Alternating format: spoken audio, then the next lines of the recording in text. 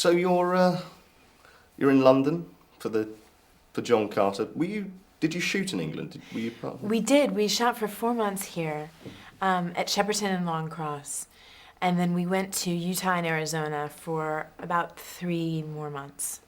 I'm curious which bits of the film were actually British shot. Were they the sort of... The wedding sequence, all of the stuff that's inside the palaces or inside anything was here. And then in all the exteriors, everything that's red is Utah and Arizona. Nice. So there's a colour scheme there. There is a colour scheme there. It was like for the geography. Green, red. And I mean, obviously for you, you're playing this ass-kicking action heroine.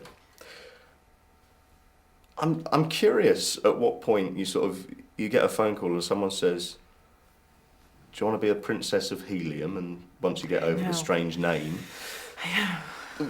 what goes through your head at that point? Well, I had 2 months before I even heard of this job, I had said, I want something really challenging.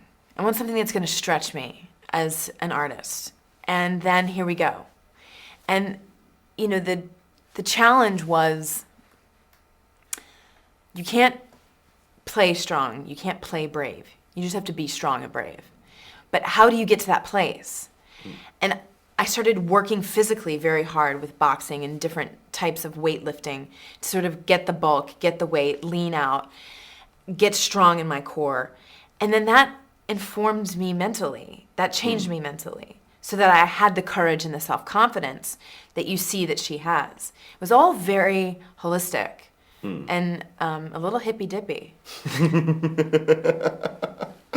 I mean, that must be a bit sort of odd, though. I mean, you have this physical change, and yes, you know that's fairly, well, it's not easy to achieve, right? But it is achievable. There are very simple ways in which you can go about doing exercise, eating different things.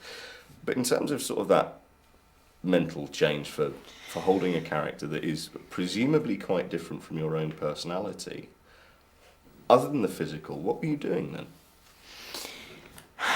That's such a good question.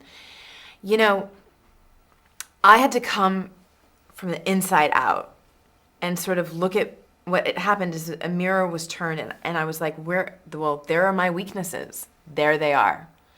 And to play this kind of archetype, you just can't do it by yourself, in my opinion. So what I would do before every scene was say little mantra prayer type thing, which was universe, God, higher power, whatever exists, the universe, whatever. Help me channel this feminine strength, this feminine archetype, because I can't do it by myself. And the truth is, it needs to be pure, because the girls who are going to watch this, the women who are going to watch this, the men and boys who are going to watch this, are going to take something home with them. And that's a part of Dejah. And it has to be pure. And it has to be true. So she changed me or revealed me to myself. And then you're obviously, this is a lot of preparation, and you and I don't think you're alone in this film. Right. Take it very seriously.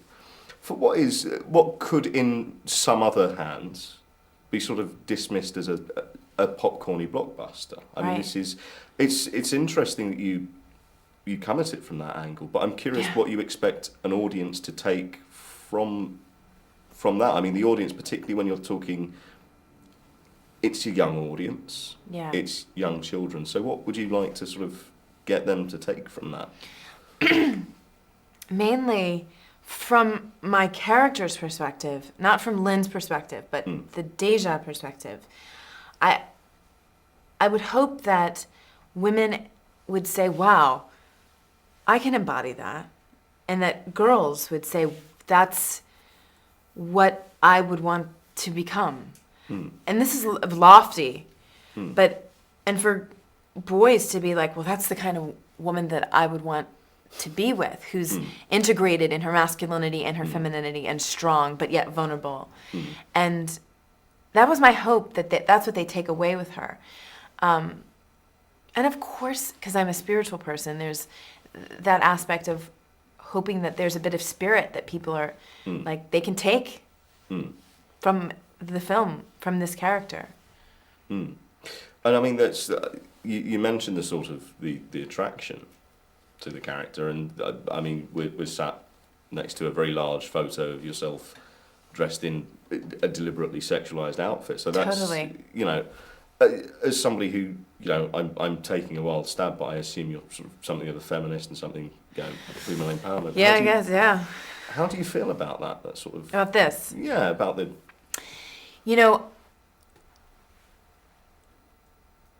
because the work to get to that was very altering on a personal level, when I got in the costumes, I was like, I had a couple of moments, of course, of being like, oh, my butt and like, oh, my stomach and like, But then it was like, why should we be ashamed of our bodies? Why, as attractive people, should we deny our attractiveness? Lots of questions came up, but Andrew Stanton had a safety net around me. So I could ask these questions that would ultimately always end up going, this is a mask, baby. This is just a mask. Like, use it. Channel and use it. Okay. Well, thank you very much, Thank Lynn. you. Lovely to talk to you. Love your suit. Thank you.